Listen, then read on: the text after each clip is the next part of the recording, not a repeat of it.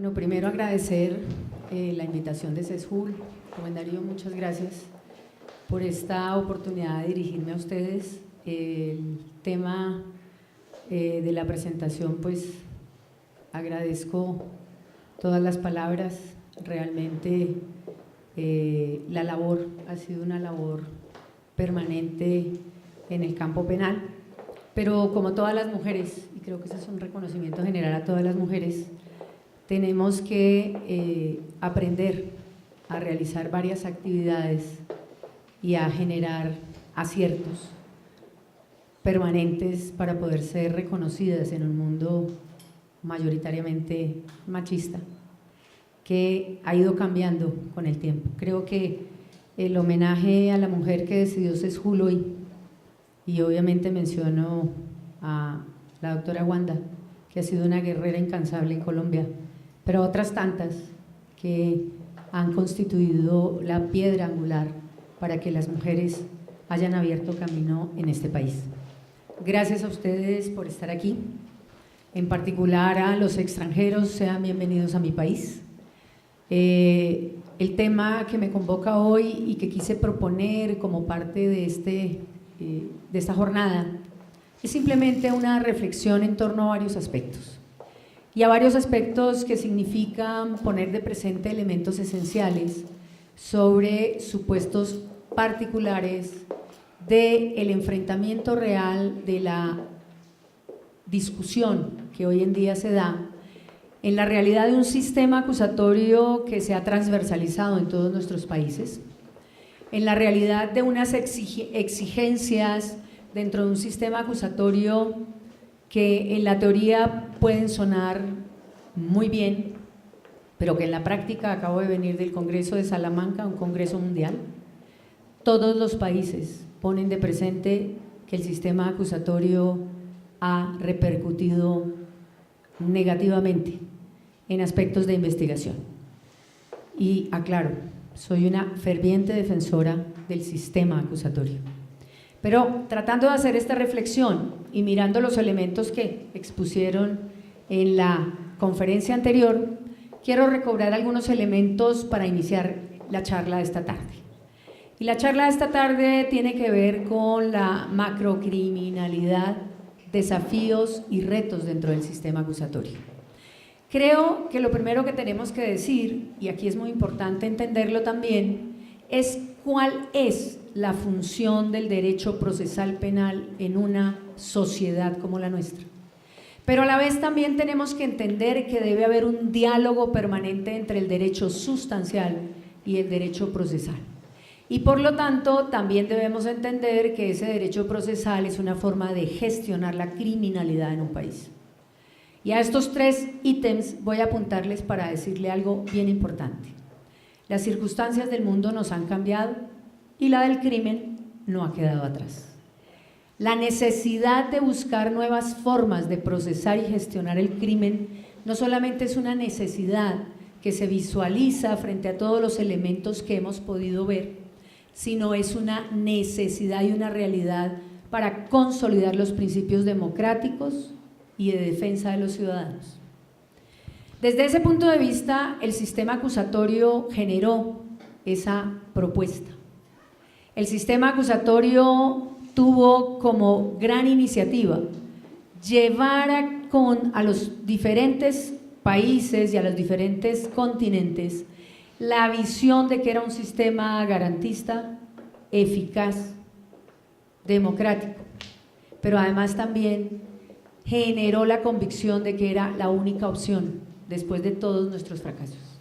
Y lo digo con la mayor tranquilidad porque es que hemos visto, y aquí quiero hacer la aclaración, no presencialmente y no soy testigo presencial de los 100 años de evolución del proceso penal, pero sí soy testigo presencial de 40 años atrás. Ningún sistema ha funcionado, ni en sus países ni en mi país. Tengo la fortuna de haber conocido muy de cerca a México, con quien estuve trabajando año y 2 meses en el sistema de justicia mexicana, en donde pude hacer conocimiento directo de las realidades mexicanas, en el caso conocido como el caso Ayotzinapa o de los 43 desaparecidos de la Normal Isidro Burgos de México. Tengo la fortuna de haber conocido el sistema hondureño a través de peritajes de la Corte Interamericana de Derecho y tengo la fortuna de conocer muchos de los países como Nicaragua, como Ecuador, frente a estas realidades. Y entonces la primera invitación que les quiero hacer yo, desde ese punto de vista, es que cuando nosotros nos enfrentamos a la criminalidad, tenemos que entender que la función de la Fiscalía genera una obligación de identificar cuáles son esos grupos anómicos y desviados. ¿Pero por qué estoy hablando en estos términos? Porque es que la criminalidad es un fenómeno social. Y desde ese punto de vista, ese fenómeno social debe ir de la mano con las realidades culturales, y me encantó oírle su presentación, doctora, sobre la base de la necesidad de recobrar la evidencia cultural. Y la macrocriminalidad es una subcultura que está generando efectivamente elementos indispensables para recuperar en la investigación.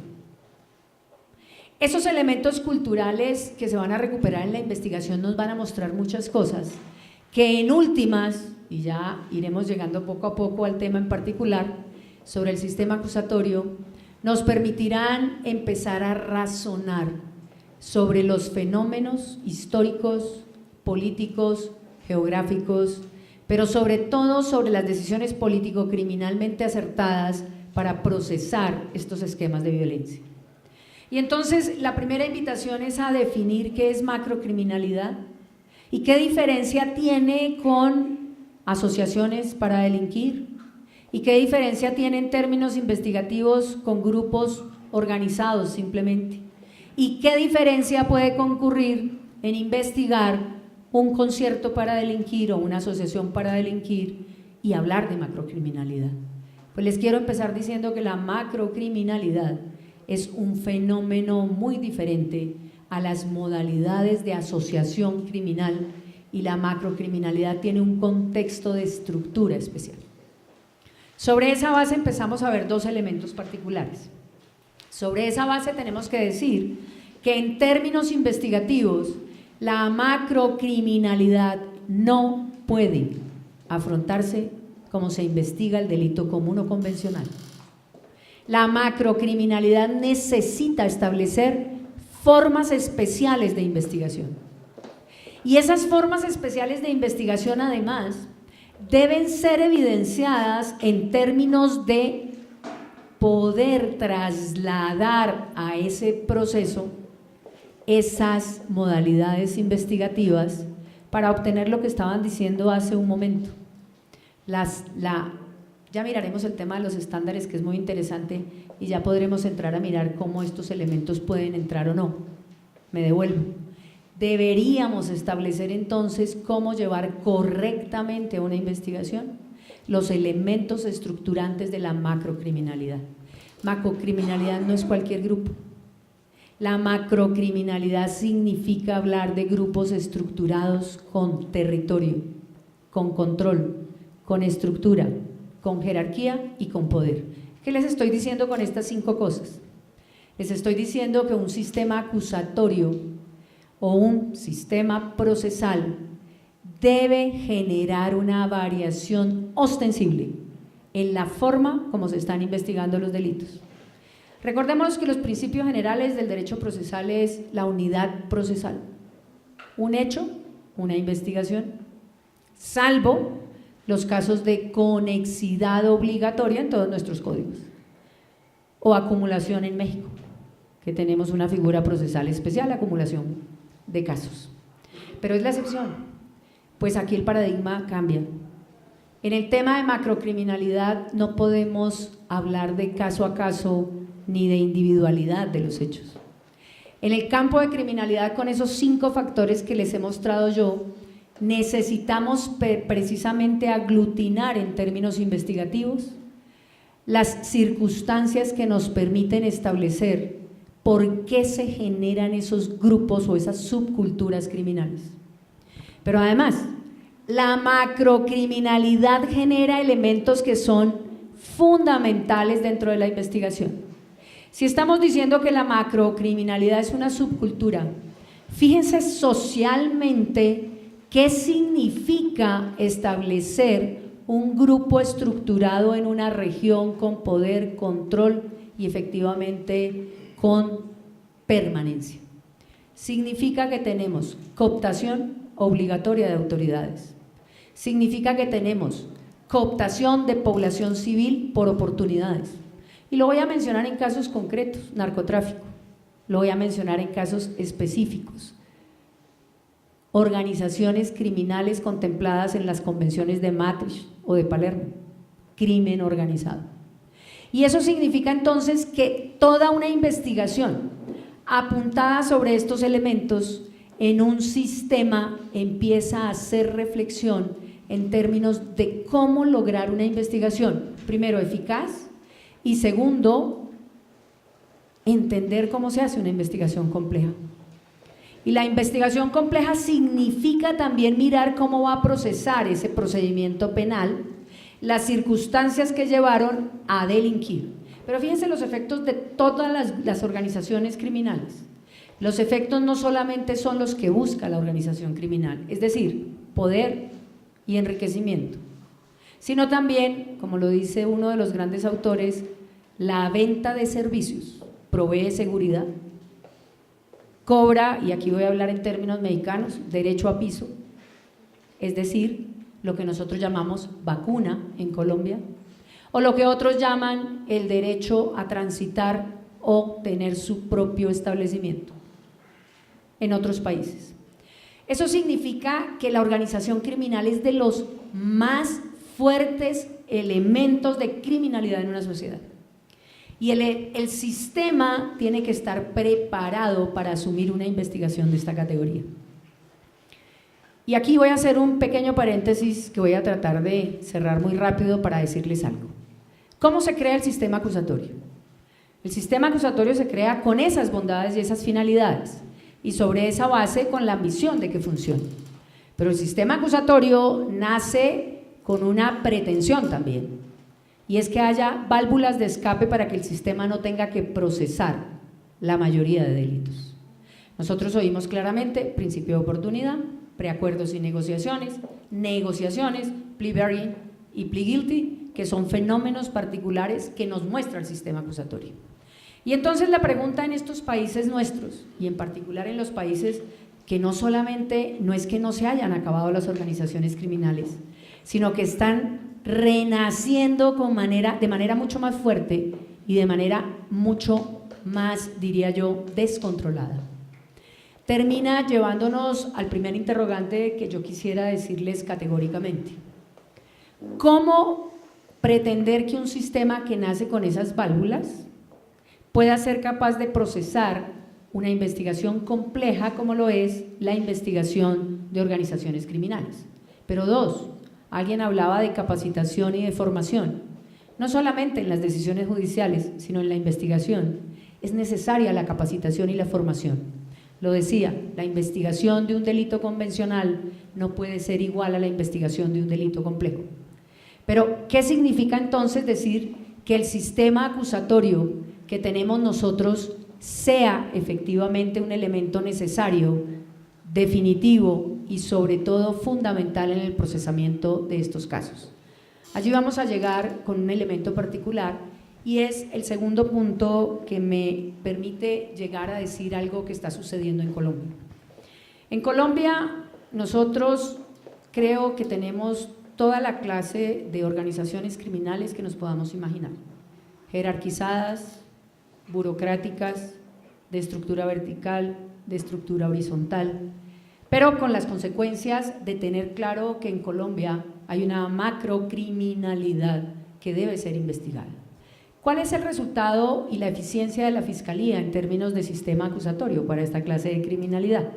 Fíjense que inclusive la Fiscalía a partir del año 2012 en Colombia empezó a cambiar los modelos de investigación, porque se dio cuenta que debe aplicarse y ahora vamos a entrar en la discusión, dos formas diferentes de manejar esa investigación compleja. La famosa investigación en contexto y la famosa investigación priorizada. ¿Qué significa entonces hablar de que la investigación debe realizarse en contexto? Y aquí tenemos dos parámetros para que ustedes observen. El primero, las resoluciones de la Fiscalía General de la Nación desde el año 2012, en donde impone como modelo especial la investigación en contexto en esta clase de investigaciones. Dos, la ley del 2015, que obliga en justicia transicional a utilizar la figura del contexto como elemento esencial. Pero entonces la primera pregunta, ¿qué es el contexto? ¿Cómo llevo el contexto a un proceso? ¿Qué significa hablar del contexto en términos de acercamiento de estas realidades culturales, sociales, geográficas, históricas y políticas? Y entonces empieza una siguiente polémica que es muy interesante. La primera, ¿qué es el contexto como elemento esencial? Y entonces yo podría decir, sí, yo ya les dije, es recoger los elementos históricos, políticos, geográficos y georreferenciales. ¿Y para qué me sirve dentro de una investigación? ¿Qué debo hacer con el contexto? Hay una gran polémica en cómo se puede matricular, porque nosotros no podemos actuar sin figuras que podamos definir el contexto. El contexto es una metodología de investigación, dicen algunos. Es la forma de aproximarse a esa criminalidad. En otros casos dicen no, el contexto simplemente es una forma de recoger hechos externos al delito. Y otros pensamos que el contexto debe ser llevado al proceso como parte de la verificación de esos elementos probatorios que efectivamente generan una criminalidad compleja. Les voy a poner el siguiente ejemplo. No es lo mismo hablar de un grupo de 3 personas que deciden matar a 2 personas que hablar de un grupo que está permanentemente cometiendo delitos con finalidades claras de ganar territorio, poder y establecer dinámicas criminales. Los grupos criminales generan otros fenómenos criminales y generan fenómenos criminales internos dentro de la misma institución y externos. ¿Y por qué les voy a decir que internos? Porque estos grupos criminales se realizan dentro de contextos de estructura, pero también dentro de contextos de disciplina muy fuerte dentro de estas organizaciones. Las sanciones que se imponen a los sujetos que dejan de realizar los comportamientos debidos en esa organización puede ser hasta la muerte.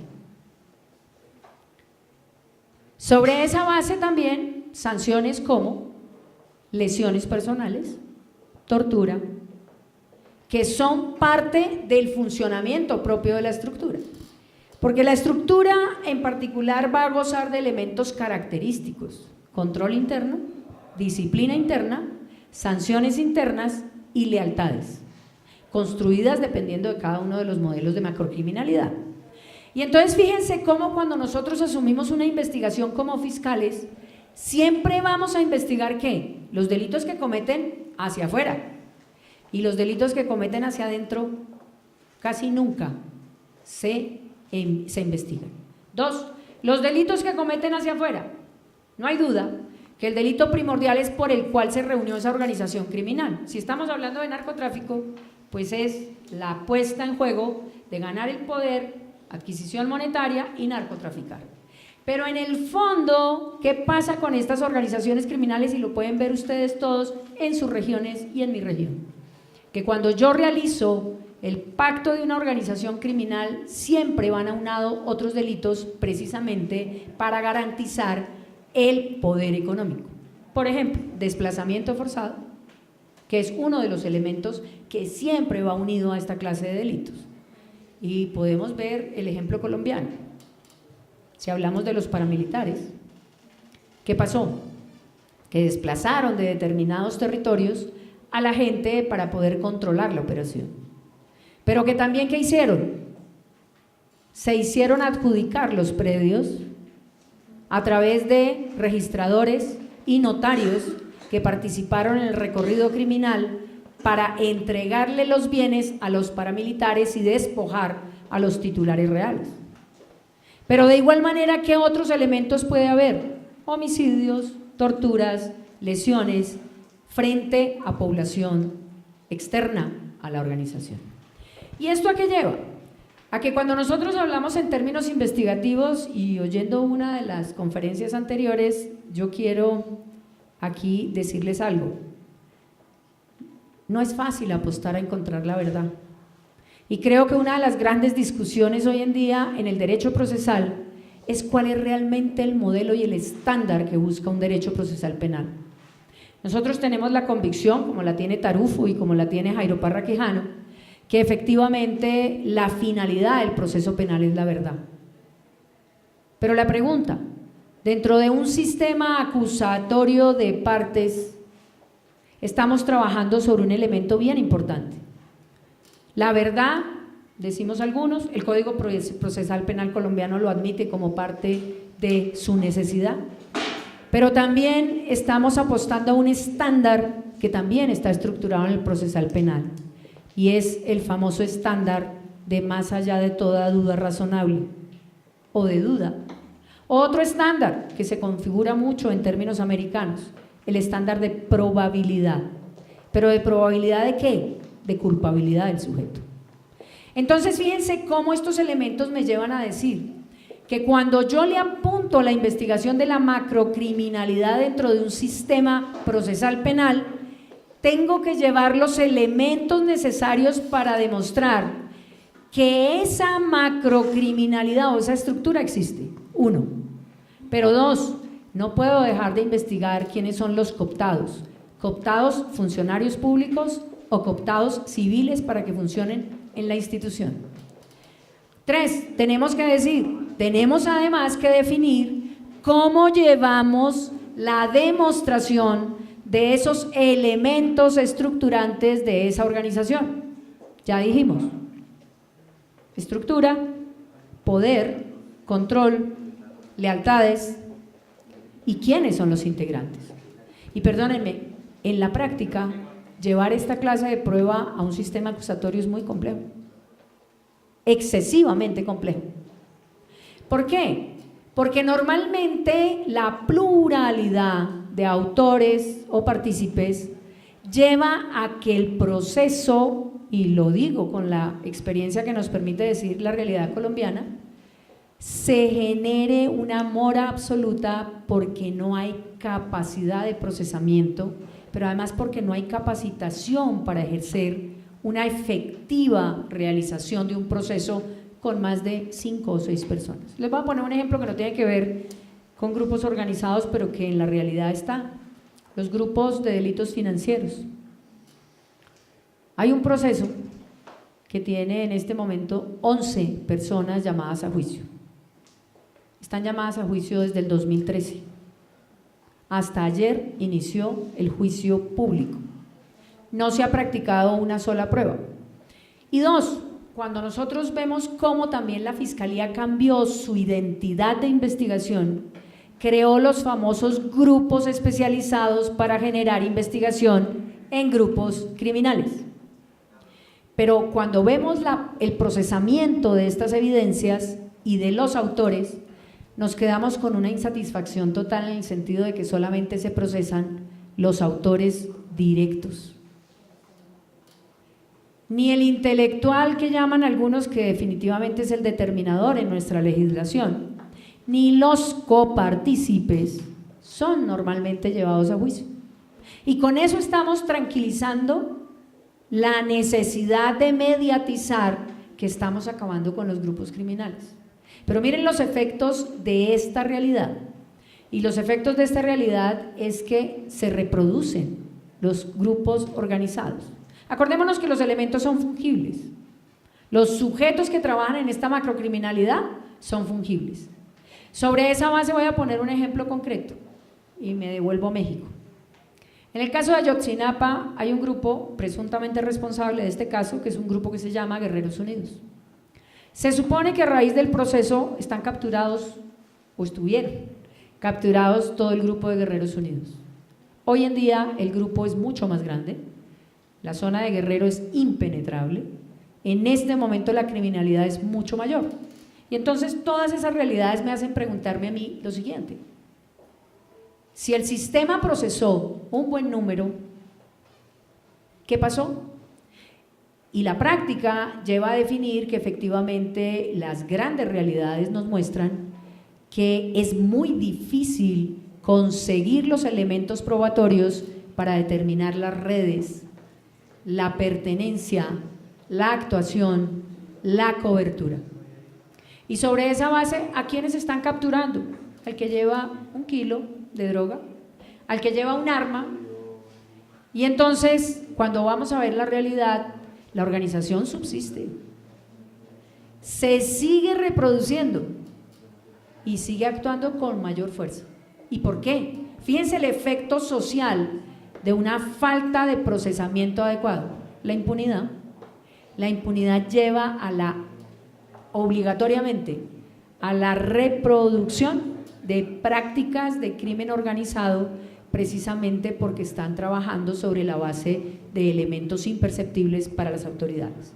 Yo les quiero contar, en Europa hay pactos permanentes sobre esta clase de actuaciones, obviamente acogiendo el Tratado de Maastricht, y también en pactos policiales sobre la necesidad de determinar cómo actúa la mafia rusa, el sector noreste de Europa, y ha habido procesamientos en términos de organizaciones criminales mucho más ofensivos en los últimos años, precisamente también por las consecuencias que terminan siendo evidentes en el núcleo social.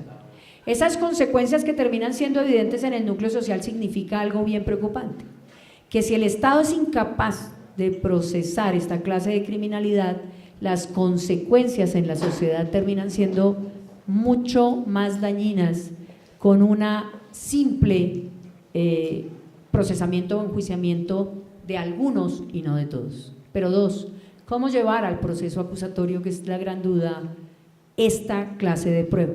Y entonces aquí vienen elementos importantes. Miren cómo ha cambiado el mundo. Yo quizás utilizo una frase que a través de todas estas variaciones tiene para mí pleno ajuste.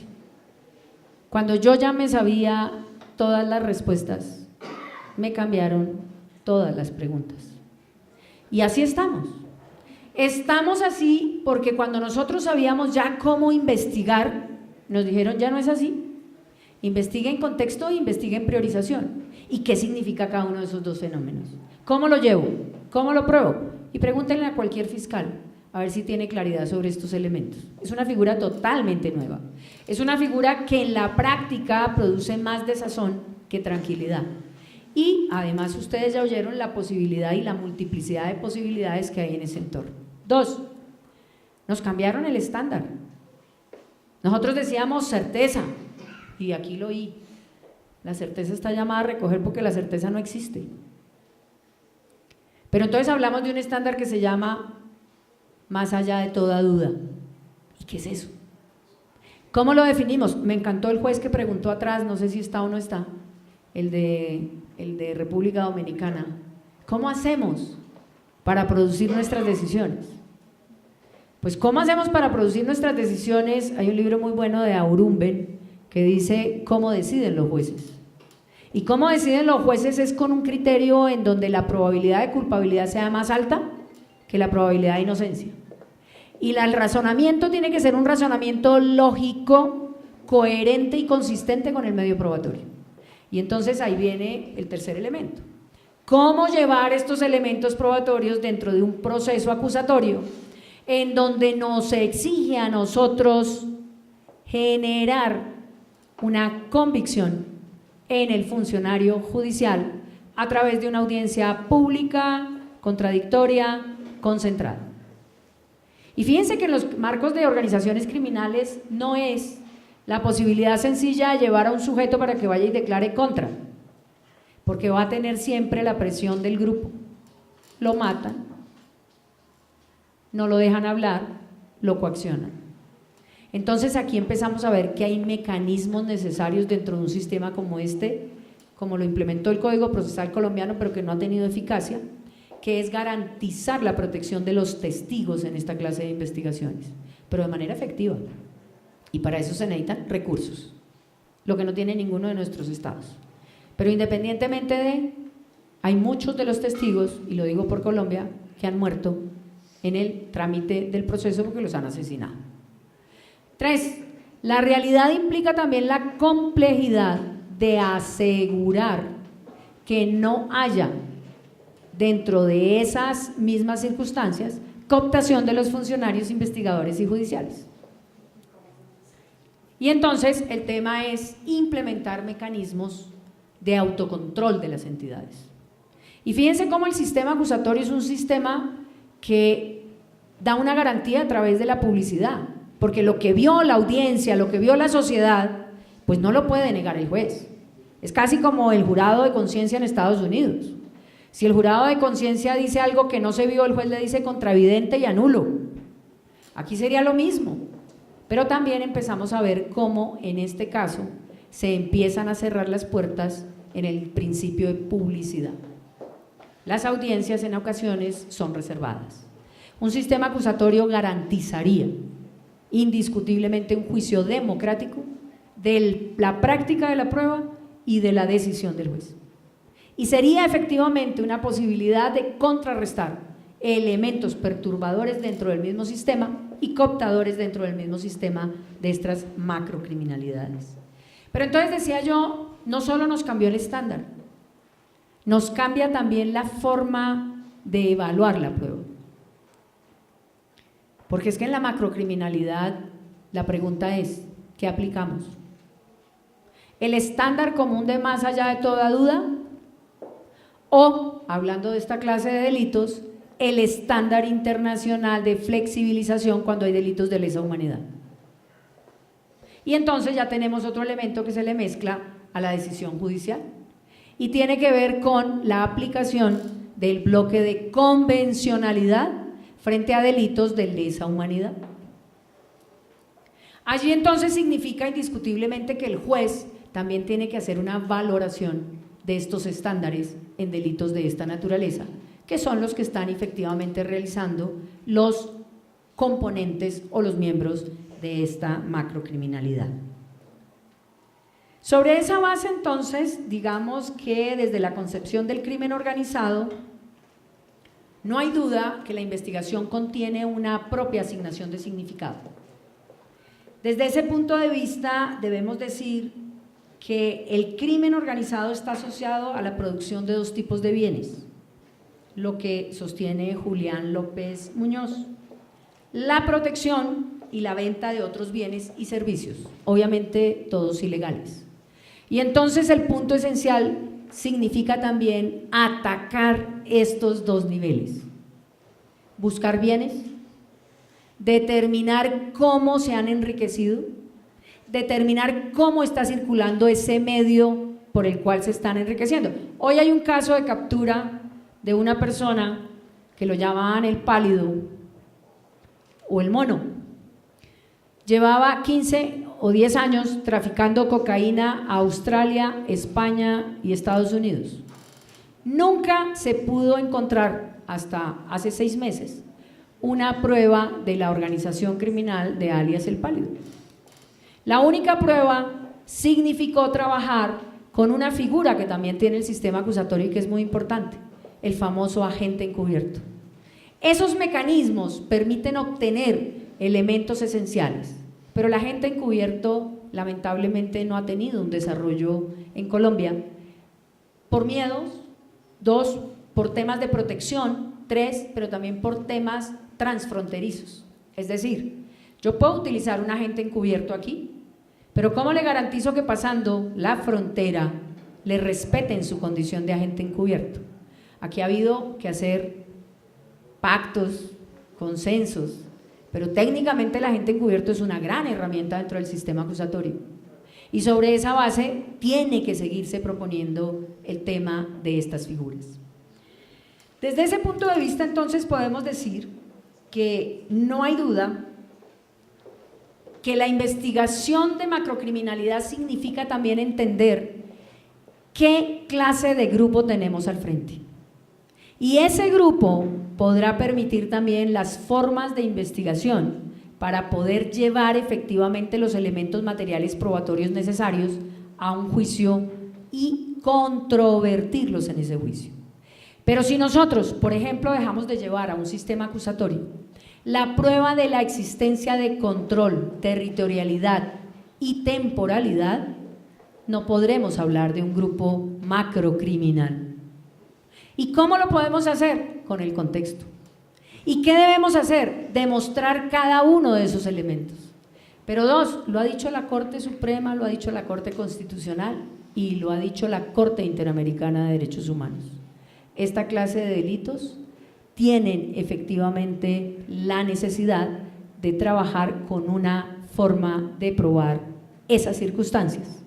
Ahora, si somos partidarios de que es una metodología el contexto, si somos partidarios de que es un medio de prueba el contexto, o si somos partidarios de que el contexto simplemente es un mecanismo externo a el delito, cada quien tome la posición que considere. Lo cierto es que si yo digo lo siguiente: ese crimen que se cometió en Pedro Pérez fue realizado por una organización criminal, debo demostrar que existe esa organización criminal, que está establecida en determinado territorio, que genera su dinámica económica frente a esas políticas que debe tener como consecuencia de esa estructura, pero que además también lo hizo con la finalidad de mantener el poder o el control.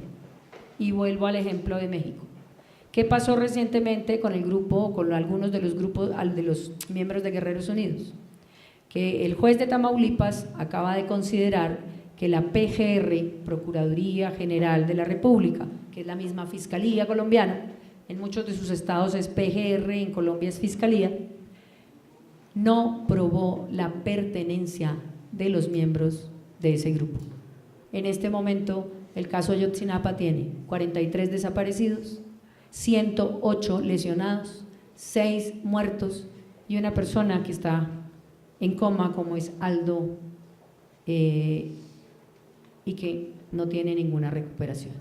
Sobre esa base, estas personas, y yo entiendo que el juez lo haga de esa manera, si no encontró demostrada la pertenencia al grupo, pues no se le puede atribuir el delito de esa naturaleza. Sobre esa base, entonces, fijémonos cómo, y para ir cerrando, porque yo cumplo categóricamente el tiempo, estamos entrenados por el doctor Jairo Parra en el Instituto Colombiano de Derecho Procesal, es un respeto con ustedes, más que con nadie, cumplir el tiempo. Es decirles, la macrocriminalidad en un sistema acusatorio tiene retos y desafíos todavía inimaginables. No se ha aprobado el sistema realmente con toda esta clase de criminalidad, y sobre esos supuestos es fundamental empezar a pensar en estos elementos para las futuras o próximas reformas. Yo no soy partidaria de las reformas, pero también para la formación en los currículums de las universidades frente a los funcionarios investigadores, a los litigantes y a los jueces. No podemos echar de menos que en una sociedad que se tilde de ser democrática y por lo menos eficaz, debe haber funcionarios capaces, con conocimiento, con capacitación, pero sobre todo con decisión frente al rol que desempeñan. El fiscal no sabe la responsabilidad tan grande que asume cuando asume el cargo de fiscal. Es un compromiso con él, con la sociedad, pero sobre todo de cara a la democracia y a la justicia. La macrocriminalidad es un reto, pero todos tenemos la posibilidad de idearnos los elementos para llegar a juicio con los elementos materiales probatorios correspondientes y generarle al juez la convicción, más allá de toda duda, de que efectivamente ese crimen no es un crimen aislado ni convencional, sino que requiere estándares de pena superiores por los daños que genera en una sociedad como la nuestra.